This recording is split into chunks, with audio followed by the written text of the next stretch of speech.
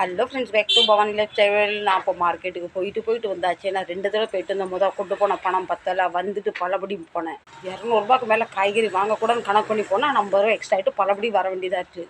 ஏன்னா ஒரு ஃப்ரூட் நமக்கு சீப் அண்ட் பெஸ்ட்டாக நிறைய கிடச்சிட்டு அது வாங்கியாச்சு. அதனால் 2 தடவை போயிட்டு வந்தாச்சு. வாங்க பார்க்கலாம் இன்னும் வாங்கிட்டு வந்துருக்குங்க. அதுக்கு இடையில நான் மார்க்கெட்டு போய்ட்டு நம்ம ஹோல்சேல்காரர் வந்து 100ரூபாய்க்கு பிள்ளைங்களுக்கு பிஸ்கெட் கொடுத்துருக்காரு. இது தண்ணி கணக்கு சத்திக்கு உள்ளே வச்சுருவோம். பிள்ளைங்களுக்கு திருஷ்டி பட்டு உண்மையிலே ஃப்ரெண்ட்ஸ் திருஷ்டி பட்டு போச்சு. எங்கள் கஸ்டமர் சொல்லுவாங்க, இவ்வளோ பிஸ்கெட் வாங்கி போடுறீங்க, உங்கள் வருமானம் என்னன்னு கேட்க எங்களால் பிஸ்கெட் வாங்க பைசாவே இல்லாமல் ஆகிட்டு. இப்போ வாங்க 20 ரூபா 1/2 டஜன் வாழைப்பழம், குட்டி குட்டி தேங்காய் 2 50 ரூபா, 10 ரூபாய்க்கு 3 லெமன், உருளைக்கிழங்கு 1 கிலோ 30 ரூபா, தக்காளி அரை கிலோ 10 ரூபா, வெங்காயம் 1 கிலோ 30 ரூபா, இஞ்சியும் பச்சை மிளகாய் 20 ரூபா, வெந்தயக்கீரை 1 கட்டு 20 ரூபா, மல்லிக்கீரை 1 கட்டு 20 ரூபா.